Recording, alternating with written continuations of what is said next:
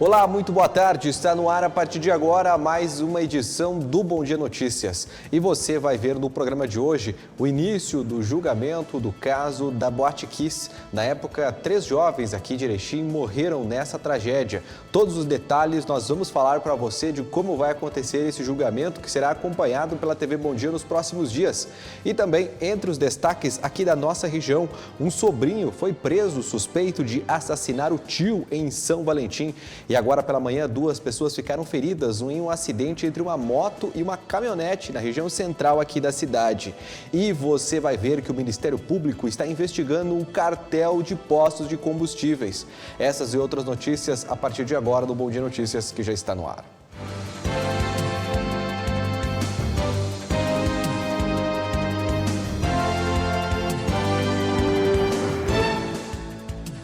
Muito boa tarde, meu amigo, muito boa tarde, minha amiga. Seja bem-vindo, bem-vinda ao nosso Bom Dia Notícias nesta quarta-feira, hoje, dia 1º de dezembro, iniciando o último mês aí de 2021. Olha, céu azul aqui em Erechim, temperatura na casa dos 24 graus nesse momento. O tempo deve seguir firme, de muito calor aqui para a nossa região do Alto Uruguai. E olha, a gente já começa falando do julgamento do caso da Boate Kiss, que teve início por volta das 9h30 da manhã desta quarta-feira.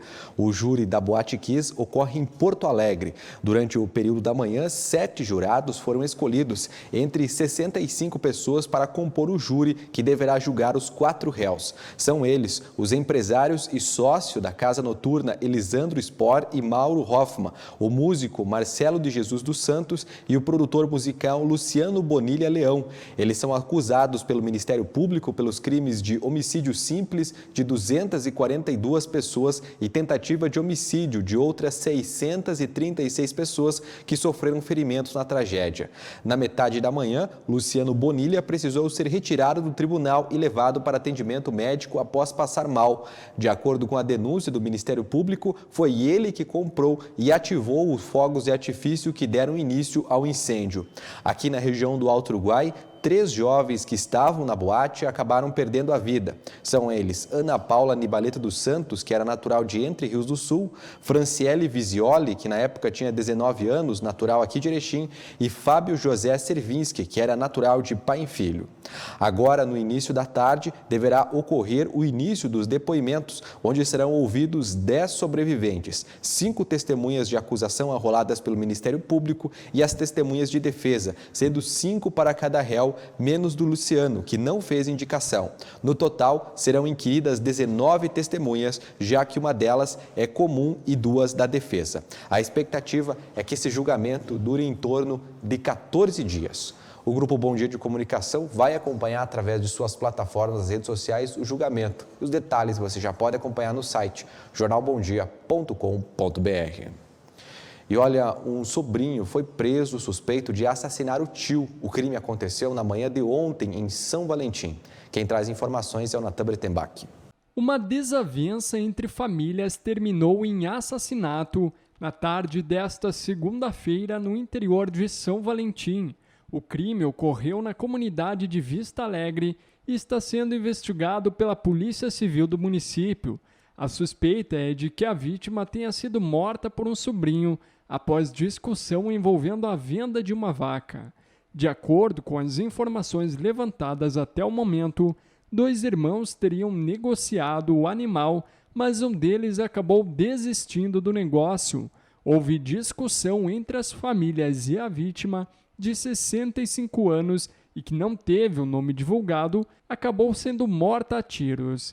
A equipe da Delegacia de Polícia de São Valentim, coordenada pelo delegado Germano Alves de Lima, está ouvindo testemunhas e realizando diligências para esclarecer a autoria do crime. E olha, um homem foi preso, que estava sendo procurado pela Justiça, foi preso pela Brigada Militar. Olha, uma guarnição da Brigada Militar que realizava o patrulhamento e abordagem no bairro Progresso, ao consultar o sistema da Brigada, verificou que um homem que estava sendo abordado estava aí com as características físicas que constavam no sistema. Ao ser novamente indagado, ele informou o nome correto. Os policiais então descobriram que o rapaz de 23 anos de idade era foragido da Justiça. Ele foi preso, levado para para a delegacia, logo após ao presídio estadual aqui de Erechim. O motivo que levou a justiça a expedir esse mandado de prisão não foi divulgado nem pela Brigada Militar e nem pela Polícia Civil. E olha, um acidente entre uma moto e uma caminhonete deixou 2 pessoas feridas aqui em Erechim. Olha, 2 pessoas ficaram feridas em um acidente na manhã desta quarta-feira no cruzamento da rua Emílio Grando com a Avenida Amintas Maciel. De acordo com populares, uma motocicleta colidiu contra uma caminhonete modelo Fiat Strada. Os ocupantes da moto ficaram feridos. Eles foram socorridos pelos bombeiros e levados para o Hospital Santa Terezinha. O motorista da caminhonete não teve ferimentos. O acidente foi registrado pelo Departamento de Trânsito aqui de Erechim. E olha, o Ministério Público iniciou nessa semana uma força-tarefa para investigar postos de combustíveis que estariam fazendo parte de um suposto cartel. Funciona assim, os donos dos postos acabam decidindo quanto eles vão cobrar da gasolina. Aí todo mundo aumenta o preço igualmente. Além, outras questões que estão sendo investigadas é a qualidade desse combustível oferecido. Veja na reportagem. A operação do Ministério Público do Rio Grande do Sul, em colaboração com a Receita Estadual, cumpre hoje ao menos 20 mandados de busca e apreensão em empresas e nas residências dos investigados em Porto Alegre. Conforme o Ministério Público, o esquema consistia na combinação de preços dos combustíveis por parte de donos de postos para controlar o mercado. Procedemos hoje à apreensão dos celulares desses principais investigados, vamos fazer uma análise criteriosa e vamos depois cruzar com informações justamente da Receita Estadual, com as notas fiscais, a partir das alterações, nós também levantamentos fotográficos em vários momentos conseguimos fazer e fruto de interceptações telefônicas também foi possível flagrar algumas situações de combinação de preços. O objetivo nesse momento é basicamente fazer essa busca, esse cruzamento de informações e verificar se há, digamos, uma justa causa para essas elevações de preços praticados por eles e se essas alterações, embora as coincidências que nós vemos cotidianamente nas principais avenidas, às vezes de ponta a ponta de uma avenida, de uma rua principal de Porto Alegre, são efetivamente fruto de uma combinação entre esses proprietários. Em janeiro de 2020, o Ministério Público instaurou o procedimento investigatório criminal para apurar denúncias sobre a prática de preços abusivos na venda de combustível por postos localizados em Porto Alegre. No curso das investigações, foi identificada a existência de organização criminosa voltada, sobretudo, à formação de cartel por empresas do ramo de combustíveis. O cartel é uma prática delituosa de fixação artificial de preços e controle do mercado por grupo de empresas, com pena de 2 a 5 anos de prisão. Nem sempre nós verificamos que as situações não estavam atreladas a alterações no preço das distribuidoras, das refinarias, simplesmente eram combinações, muita coisa assim, vésperas de feriadões, quando a gente sabe que era intensificado, né, movimento nas estradas, e às vezes logo passando esses dias, terminando o feriado, às vezes havia um retorno gradual a preços anteriores e essas margens a gente está vendo, não é de agora, né? Esses altos valores estão sendo cobrados dos postos e nem todos são possíveis de explicar simplesmente pelas altas que vêm ocorrendo nas refinarias e nas distribuidoras. Conforme as autoridades já apuraram até o momento, membros do esquema também pressionavam outros donos de postos para que integrassem o esquema de combinação de preços. Fomos procurados por dois, para dizer a verdade, proprietários de postos de combustíveis que estavam se sentindo pressionados por proprietários de outros postos a mexerem, a alterarem os seus postos. Então, eles se sentiram incomodados com essa situação, nós passamos a fazer um acompanhamento mais intenso dessa atividade, com as ferramentas de investigação que nós dispomos, e através dessa investigação conseguimos indicativos fortes de que alguns proprietários de estabelecimentos estão realmente pressionando. E em São José do Ouro, 2 equipamentos de GPS que estavam dentro de tratores que faziam a plantação foram furtados durante a madrugada. A Polícia Civil e a Brigada Militar ainda não prenderam nem os suspeitos e ninguém foi encontrado ainda, nenhum desses materiais foi recuperado. Equipamentos foram furtados de uma propriedade agrícola na madrugada desta terça-feira em São José do Ouro. De acordo com os proprietários, GPS que ficavam em 2 tratores foram levados por criminosos que conseguiram arrombar as máquinas. Os veículos estavam enlonados na comunidade de Gramixinga, no interior da cidade, onde estavam realizando o plantio da soja. Até o momento, nenhum suspeito do crime foi preso. O caso está sendo investigado pela Polícia Civil. E agora a gente vai mostrar para você uma excelente ideia que aconteceu aqui em Erechim. Olha, a Escola Branca de Neve promoveu um chá literário para os seus estudantes. Uma história muito legal, mostrando para esses jovens a paixão pela literatura. Eu gosto de estudar. Eu gosto dos colegas. E você fica feliz no dia que tem que vir para cá? Sim. Esse foi o relato da pequena Isabelle, de 9 anos, aluna da Escola Educacional Especial Branca de Neve de Erechim. A instituição de ensino atende mais de 80 estudantes na parte da educação e mais de 300 participantes de todos os projetos, como assistência social e atendimento clínico de saúde. A Escola de Educação Especial Branca de Neve hoje ela é mantida pela Associação de Pais e Amigos Excepcionais Erechim, que é a PAI, que é mantenedora da nossa escola. Além da parte educacional, a escola trabalha intensamente voltada ao grupo da convivência, que abrange estudantes de 30 a 65 anos, chamados de usuário por conta de não fazerem parte da faixa etária que frequenta a escola. A gente também trabalha muitas técnicas, atividades pedagógicas, desenvolvemos eles integralmente nas 3 dimensões do desenvolvimento, cognitivamente, fisicamente e emocionalmente. Ela ainda acrescenta que as famílias são parceiras e apoiam as ações propostas. São muito parceiras no desenvolvimento de todas as atividades,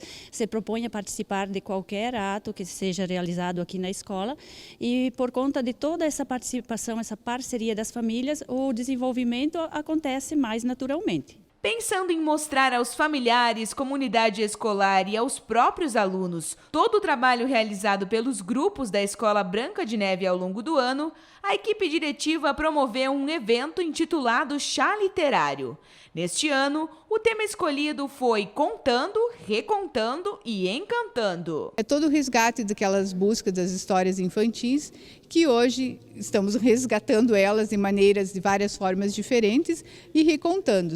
E com certeza esse evento que está acontecendo aqui hoje, os nossos estudantes estão recontando tudo isso para seus familiares, para a comunidade em si, da maneira tudo que eles vivenciaram no decorrer desse ano.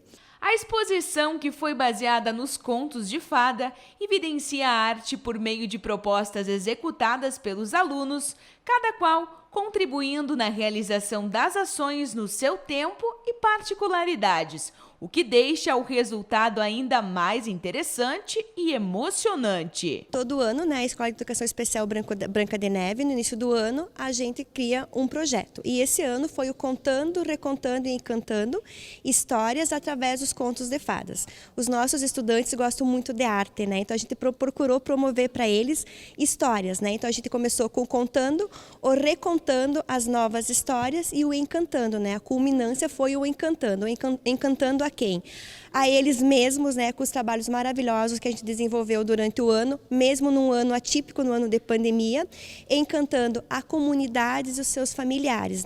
Outro destaque da instituição de ensino foi a premiação de primeiro lugar do aluno Joari Reis da Silva, no Festival Nativista da Pessoa com Deficiência, na categoria Solista Vocal.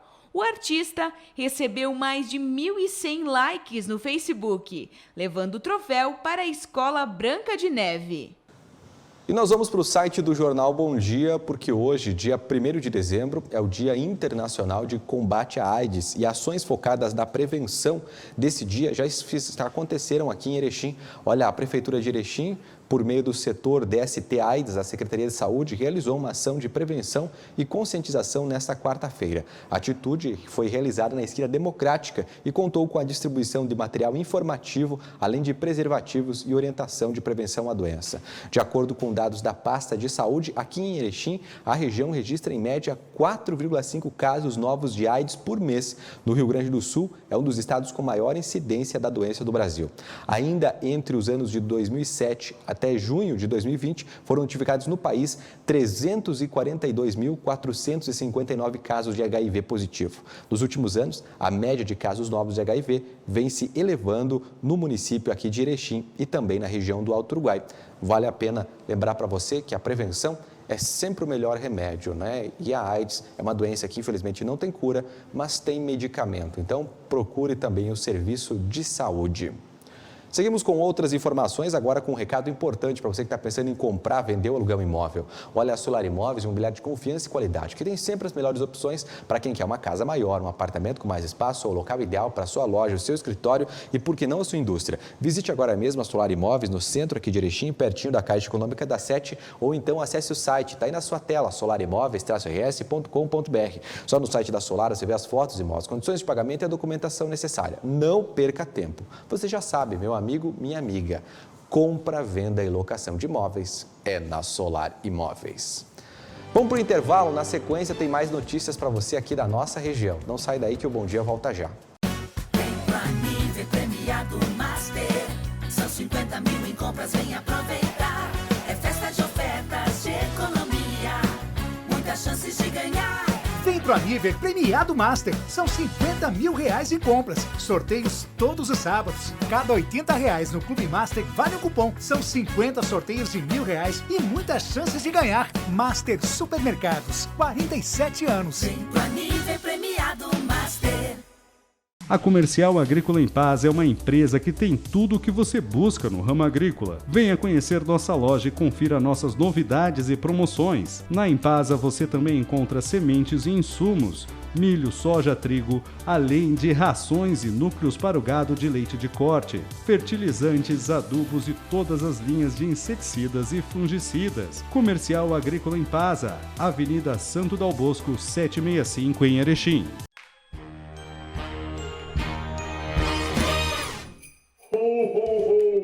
Olá, crianças de Marcelino Ramos. Estou aqui na minha casa no Polo Norte, já me preparando para estar aí com vocês dia 17 de dezembro, a partir das 18 horas, ali na estação ferroviária. É a abertura do Natal Encantado de Marcelino Ramos. Eu aguardo todos vocês lá para dar um abraço muito grande. Ho, ho, ho!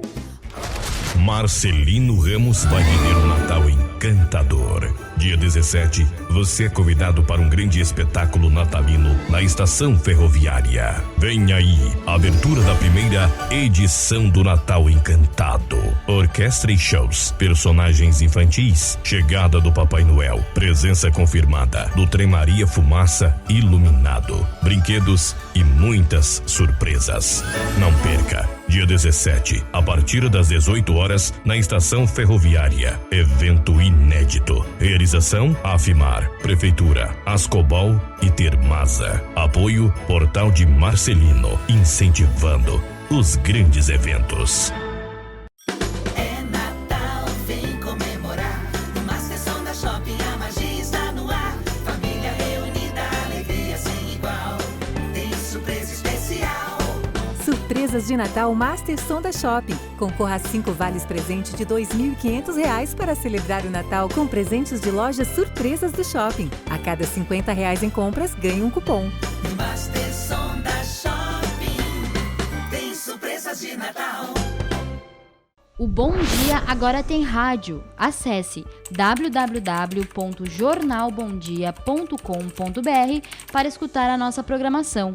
Grupo Bom Dia, jornal, TV, site, digital e rádio.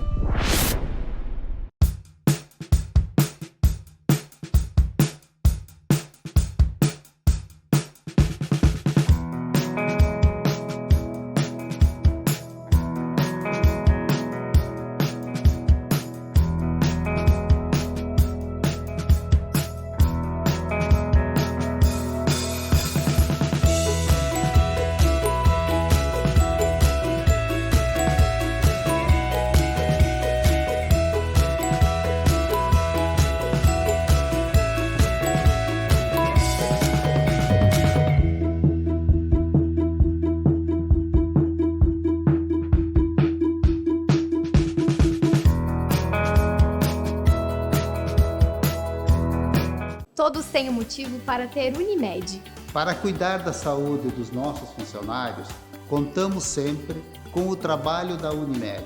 É segurança que você busca? Nos 50 anos da Unimed Erechim, você contrata um plano de saúde com 50% de desconto nas 5 primeiras mensalidades. Planos empresariais e familiares com abrangência regional sem taxa de inscrição. Unimed Erechim, cuidar de você, esse é o plano.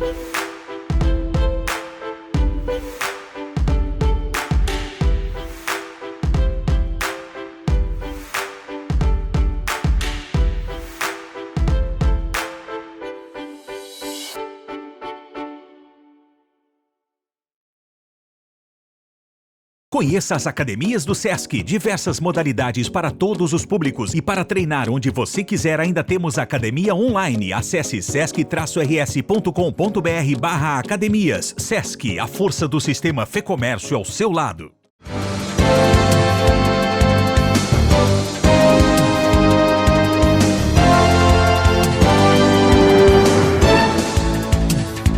De volta com o nosso Bom Dia Notícias. Obrigado pelo carinho da sua audiência. E olha, começou a colheita de pêssego aqui no Alto Uruguai Gaúcho. Quem não gosta dessa fruta bacana, viu?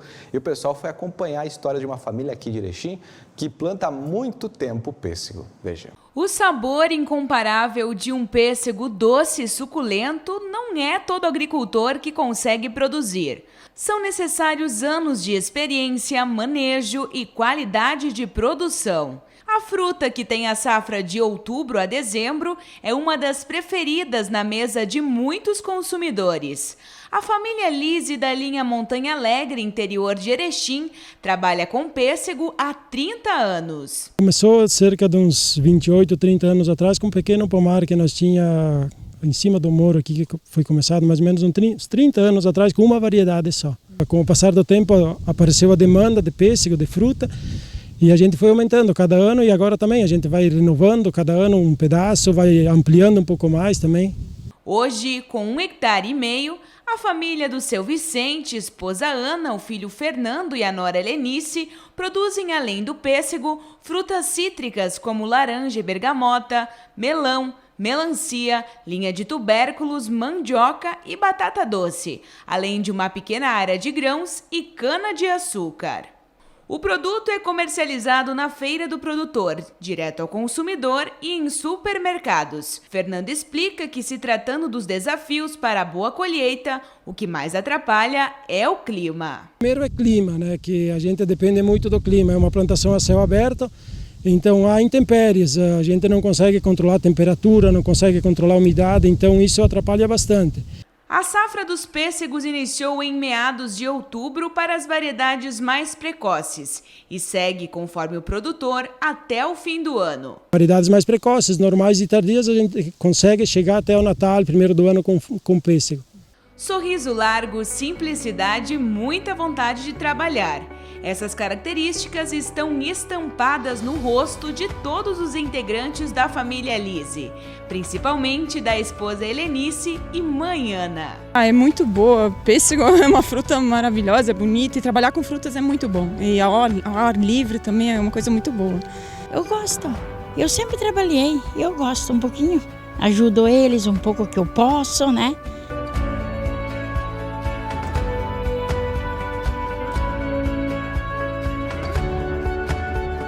E olha, uma das preocupações aí na área da saúde é a nova variante do Covid-19, chamada Omicron, né? Uma letra aí do alfabeto grego. Olha, essa variante que teria surgido e foi identificada lá na África do Sul já chegou ao Brasil. 2 casos foram registrados ontem à noite em São Paulo. E o prefeito aqui de Erechim, Paulo Polis, fez um vídeo na internet falando sobre o caso e pedindo para que as pessoas sigam se protegendo. Veja. Olá. Eu quero falar hoje direto contigo porque o assunto é preocupante. Os jornais do Brasil e do mundo estão falando da variante Omicron do Covid. A gente não sabe muita coisa dela ainda, mas a gente sabe que a vacina é uma poderosa proteção para que essa variante fique bem longe daqui. Nós sabemos que a população de Erechim, 80% dela já está vacinada em segunda dose ou dose única. Isso é muito importante. Mas também tem muitas pessoas ainda que não se vacinaram. Então vou reforçar. Para quem fez a primeira dose há 21 dias, pode fazer já a segunda dose. Tá? E para quem fez a segunda dose, a dose de reforço, a terceira, pode ser feita a partir do 5º mês. Então, pessoal, vocês sabem que lugar de vacina é no braço. E para com certeza agora, nesse final de ano, para nós mandarmos para longe essa variante, é a vacinação que vai resolver. Esse é o alerta que eu quero falar para você.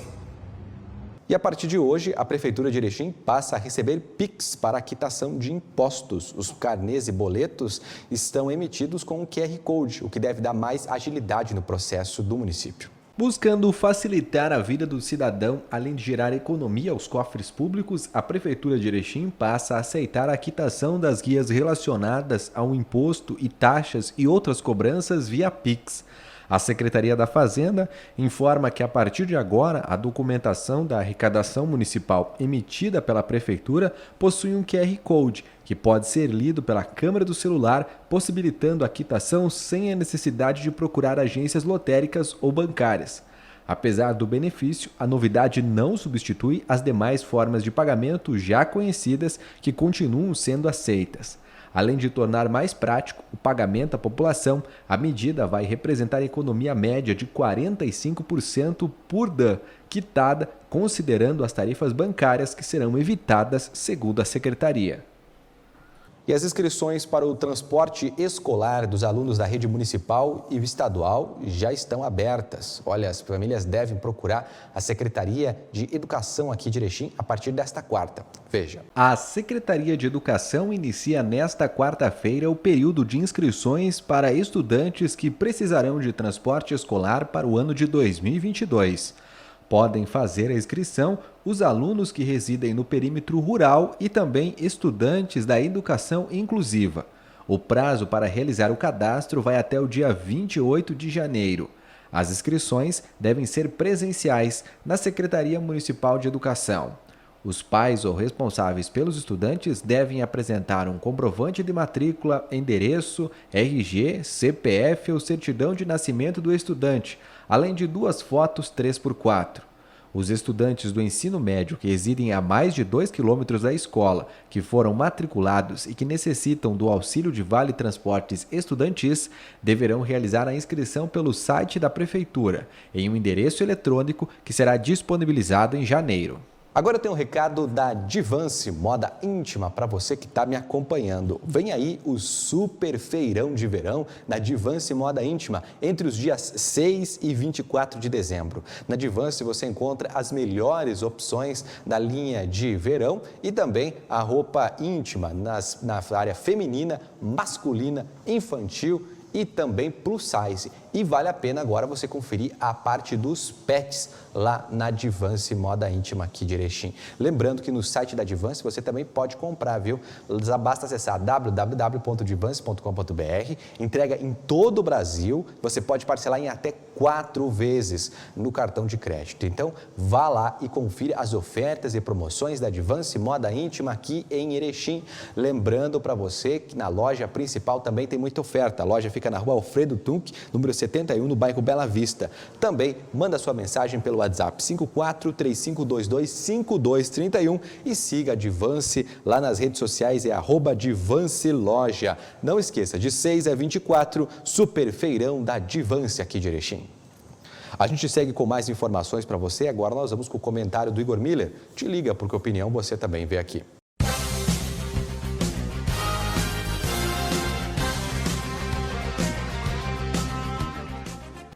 A Prefeitura de Erechim agora vai começar a receber pagamentos de taxas, documentos, enfim, impostos, guias via Pix, o que é algo muito importante, já que vamos utilizar então a tecnologia a serviço da agilidade, né, do tornar mais ágil e rápido, e ao mesmo tempo o pagamento, e ao mesmo tempo vai trazer economia para os cofres públicos, com impressão de papel, enfim, se entra numa outra lógica.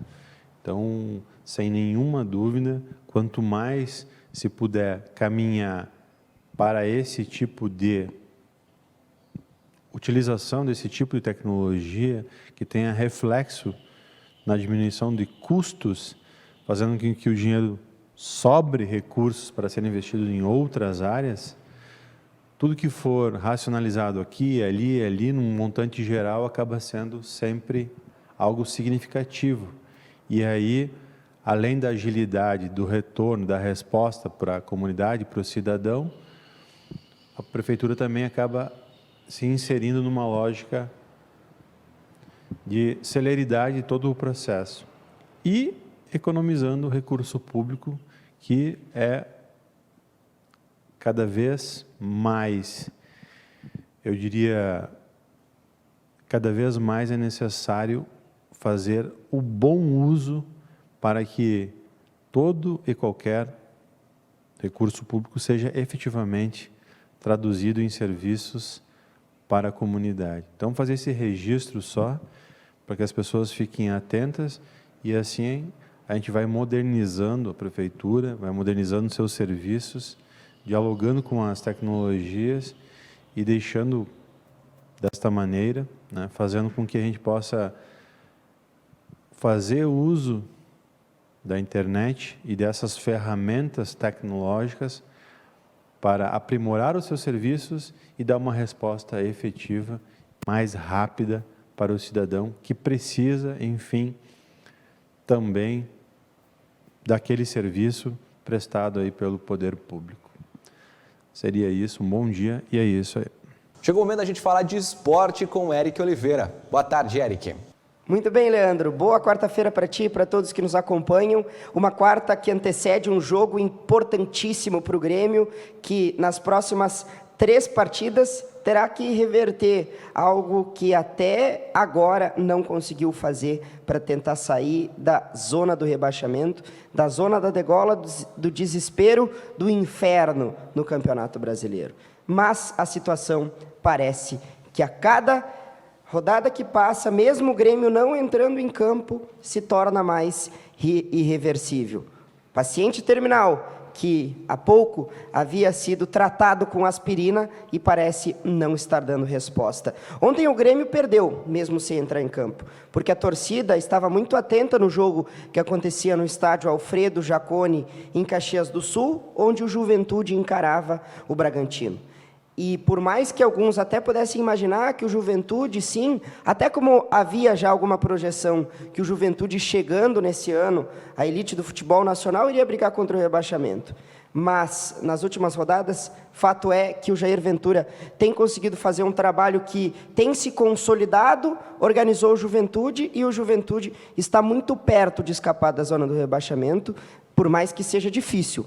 É muito difícil, faltam ainda três jogos para o Juventude, mas o Juventude venceu ontem. Num jogo que foi emblemático, um pênalti perdido, mas o Juventude conseguiu vencer por 1-0 e somar 3 pontos que o colocam agora distante, pelo menos 2 posições do Z4. A tabela do Campeonato Brasileiro, da parte de baixo, está organizada da seguinte maneira: a Chapecoense com 15 pontos e o Sport Recife com 33, já matematicamente rebaixados à Série B do Brasileirão. O Grêmio tem 36 pontos. E aí que é o detalhe. Porque o Bahia tem 40, porque o Bahia perdeu e reacendeu um fio de esperança. Depois daquele jogo contra o Grêmio, o Bahia acabou perdendo, mas os dois estão na lama. E o primeiro time que aparece fora do Z4 é o Atlético Paranaense.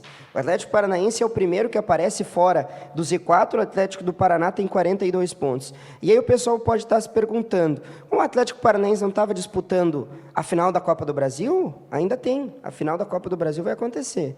E ainda disputou também a final da Copa Sul-Americana, o bicampeonato da Copa Sul-Americana, para mostrar como o Campeonato Brasileiro ele é muito irregular no sentido dos times, que muitas vezes acabam abrindo mão da competição para ir disputar outras competições. E olhando para o Atlético Paranaense, que tem uma estrutura que é sim uma das melhores do Brasil no que diz respeito ao estádio, mas o orçamento ele não é tão grande assim, como nós vamos comparar com Atlético Mineiro, Palmeiras, até propriamente o Grêmio Internacional, que se forem disputar em alto nível, Copa Libertadores, uma competição continental, né? Como no caso do Atlético Paranaense, uma competição como a Copa Sul-Americana, a Copa do Brasil e também o Campeonato Brasileiro, tem um investimento que é capaz de sustentar um plantel que, mesmo sem a presença de todos os titulares, mesmo com algumas mudanças de peças, não acaba baixando o nível. E o Atlético Paranaense não consegue fazer exatamente a mesma coisa, e isso explica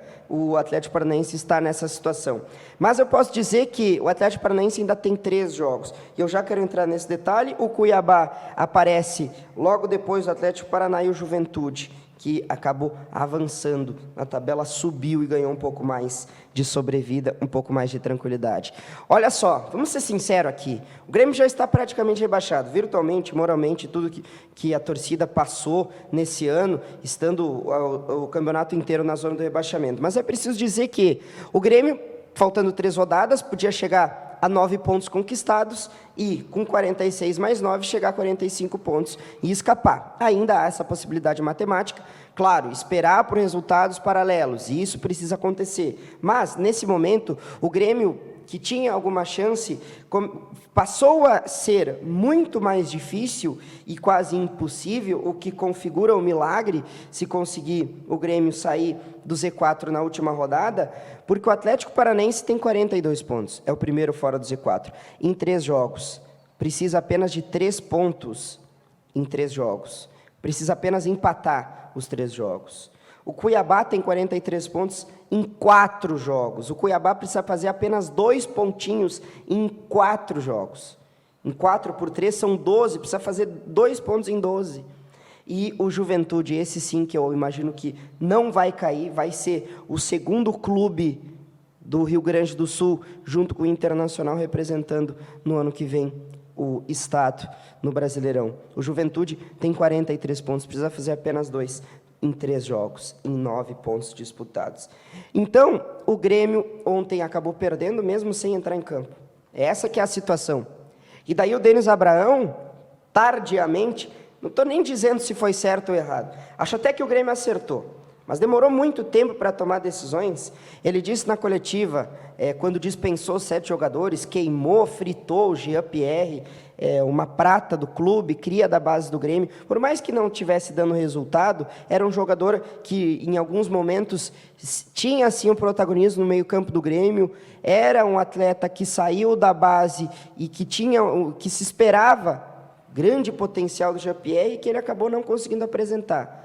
Mas eu, pelo menos, e a imprensa da capital falou muito isso durante essa semana, que o que fez Denis Abraão a respeito do Jean-Pierre foi algo pouco visto, incomum.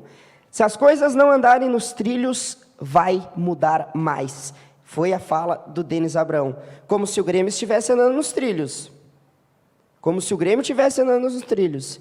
Então, o Grêmio vive um momento, um clima, um ambiente de desespero, está em concentração, são 25, eram para ser 23, foram 25 jogadores, é bom lembrar que são 4 goleiros, né? Então, esse número ele é variável, mas 25 nomes, né? O próprio Denis Abraão falou em relação a esses 25 nomes, um grupo diminuto para o Wagner Mancini tentar algo que eu considero, e repito, um milagre, o imponderável, o improvável, o impossível. E que eu já, nessa altura do campeonato, imagino que o Grêmio não vai conseguir.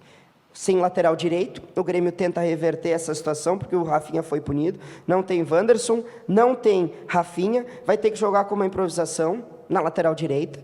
E o Grêmio vai ter a torcida observando esse jogo contra o São Paulo. Recebendo o Tricolor Paulista no jogo que acontece amanhã, na quinta-feira, na Arena em Porto Alegre, o torcedor vai empurrar ou vai vaiar? Ou vai colocar as suas manifestações explícitas nas arquibancadas da Arena, indo de encontro a essa incompetente gestão nesse ano de 2021, que é capitaneada por Romildo Bolzan e seus 6 vice-presidentes, do qual consta Marcos Hermann, que esteve comandando a pasta nesse ano, bem como também Denis Abraão, que não faz parte do Conselho Administrativo, mas que faz parte do Departamento de Futebol, junto com ele Sérgio Vasques e até mesmo Diego Serri. Se o Grêmio cair, ou seja, se o Grêmio perder ou empatar contra o São Paulo, o Grêmio cai matematicamente na quinta-feira. E aí sim, eu quero ver a palavra do Denis Abraão. Vai mudar mais. Aí tem que cair todo mundo mesmo, porque o Grêmio sela daí, na quinta-feira, pode selar matematicamente o seu 3º rebaixamento para a 2ª divisão. Muito bem, Leandro. O Internacional, que vive um momento também que é um pouco tenso, né? Tem um pouco de tensão, nem se compara ao do Grêmio, porque, claro, quando se fala em rivalidade, quando se fala em um clube, se enxerga no canto do olho o outro, então é impossível olhar para o Internacional e dizer que algo está ruim, porque o Grêmio está na lama. Mas o que dá para dizer é que o trabalho do técnico Diego Aguirre, que até tinha se mostrado no seu início de trabalho com uma organização e ter mostrado alguns resultados que foram, sim, muito significativos. Eu chamo a atenção daquela vitória para cima do Flamengo, dos 4-0, se esperava que o Diego Aguirre, com o plantel que tinha nas mãos, conseguisse levar o Inter à Libertadores, até mesmo naquela eliminação contra o Olímpia, todo mundo imaginava que o Inter ia conseguir passar pela Olímpia, que era um dos piores Olímpias dos últimos anos, mas o Inter não conseguiu dar resposta. E o Diego Aguirre, do que tem se falado daquela ressaca pós-Grenal, quando o Inter se organizou internamente para conseguir vencer o Grenal e derrubar o Grêmio, depois disso o Inter tem uma sucessão de fracassos em termos de resultado, que conseguiu vencer apenas o Atlético Paranaense. E se não estou enganado, depois do Atlético Paranaense, o Inter soma derrotas, até mesmo em casa. Quando fora de casa o Inter não vence há 2 meses, dentro de casa conseguia vencer, mas perdeu para o Flamengo na última ocasião em que jogava contra um adversário do mais alto nível e empatou contra o Santos. Então são 2 resultados negativos. Ao que tudo indica, um grande indicativo de que o Diego Aguirre, essa informação foi vinda da imprensa, inclusive, do centro do país. O Paulo Vinícius Coelho disse que o Diego Aguirre, sim, tem um grande indicativo de que o cerco está se fechando e que o Diego Aguirre deve treinar a seleção uruguaia, mas que, se isso não acontecer, o ambiente interno do Internacional já coloca em xeque o trabalho do Diego Aguirre e sua continuidade para o ano que vem. E o nome do Juan Pablo Vojvoda, do Fortaleza, é um dos que ganha a preferência. O Diego Aguirre tem mostrado uma apatia nos jogos, nas coletivas. O Internacional tem mais 2 confrontos, contra o Atlético Goianiense e contra o Bragantino, onde precisa vencer. Não apenas empatar, precisa vencer.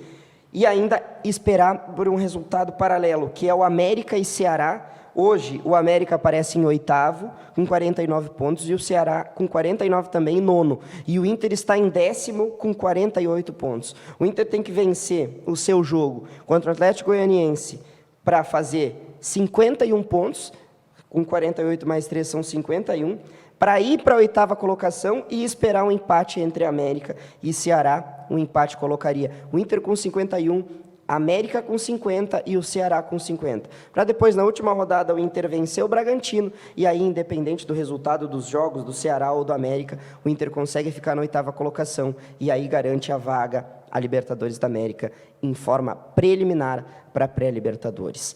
Essa que é a projeção do Internacional nessas próximas 2 rodadas. Aí é aquilo que a torcida do Inter tem falado muito. Depois do episódio Paulo Paixão, o Inter não mostrou nenhuma resposta, o grupo de jogadores não disse para que uma continuidade no ano que vem, então é bem provável que, eu não sei se a direção, pelo menos o que disse o Paulo Brax, é de que a direção não tem esse mesmo pensamento que o Paulo Paixão, de que tem que fazer uma reformulação no elenco e que tem que fazer permuta de jogadores. Mas esse apego ao nome de um jogador ou de outro é algo que, pelo menos, eu compactuo como uma decisão equivocada, se optarem por permanecer mais uma vez com a mesma estrutura, sendo que esse elenco do Internacional, por mais que tenha brigado lá no topo, conquistando um vice-campeonato da Copa do Brasil e do Campeonato Brasileiro, já se mostrou ser insuficiente para ir em busca de algo maior.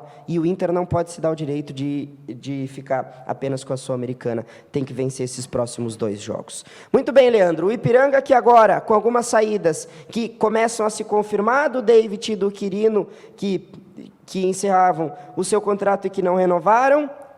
O Anderson Feijão já se despediu, inclusive nas suas redes sociais, manifestou a sua gratidão ao Ipiranga pelo tempo que passou aqui. O Léo Canu, esse nome sim surpreende, porque era o capitão da equipe, havia sido capitão da equipe em vários momentos durante a temporada, e o Clayton, esse sim, ainda esperamos uma confirmação oficial do Ipiranga. Eu não tenho essa informação oficial, mas há um indicativo de que o Clayton esteja de saída.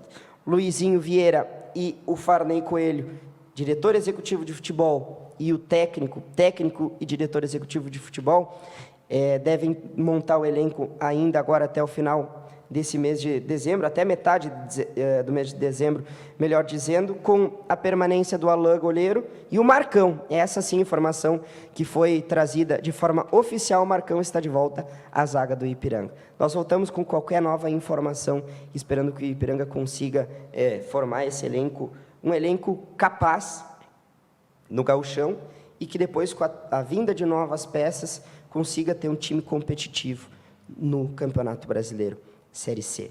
Muito bem, Leandro. O Atlântico ontem conseguiu marcar seu favoritismo, fez 5-0 contra a AMF e agora apenas espera o seu adversário no jogo da semifinal. O Atlântico mostrou competência, mostrou que por uma questão de detalhe não superou a CBF e que tem um time que foi montado e estruturado e que está conseguindo, dentro de quadra, mostrar um rendimento absoluto. É uma campanha histórica do Atlântico. Eu acompanho esse time há algum tempo até mesmo como torcedor. Eu não lembro do Atlântico ter uma campanha uma campanha que chame tanto a atenção, né? Seja tão extravagante assim em números, com gols marcados, com um número tão pequeno de gols sofridos. O AMF chegou em alguns momentos a jogar com esquerda como goleiro linha, e o Atlântico não sofre gols, o Atlântico marca quando o adversário vai jogar com goleiro linha. Então, fica o nosso parabéns ao Atlântico, que vai na Liga Gaúcha chegando à semifinal. Agora o campeonato chega à sua reta final com algumas dificuldades físicas, mas o Atlântico tem tudo para conquistar mais esse triunfo, mais um título estadual para Erechim. Leandro, uma boa quarta-feira para ti e para todo mundo que nos acompanhou no Bom Dia Notícias. Valeu! Mais informações do esporte em jornalbomdia.com.br/esportes. Acessa lá. Vamos agora ver como é que fica o tempo no dia de hoje. Boa tarde, Tayane.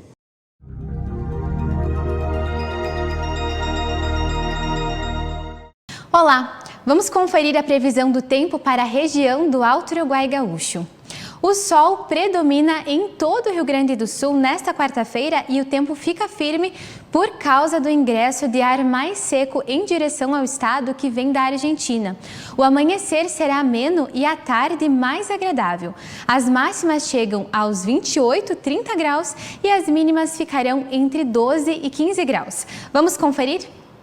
Em Erechim, a mínima será de 12 graus e a máxima de 27. A umidade relativa do ar ficará em torno de 26% e não há previsão de chuva. No município de Áurea, a mínima será de 14 graus e a máxima de 29. E em Floriano Peixoto, a mínima será de 13 graus e a máxima de 28. Mais informações e outros detalhes sobre a previsão do tempo, acompanhe ao longo da nossa programação. Muito bem, meu amigo, muito bem, minha amiga. O Bom Dia Notícias de hoje fica por aqui. Você pode rever esses e outros programas da TV Bom Dia no site www.tvbomdia. Uma ótima semana para você, tudo de bom, uma ótima quarta, né? O fim de semana está quase chegando e a gente se encontra amanhã, quinta-feira, nesse mesmo horário com mais notícias. Um abraço.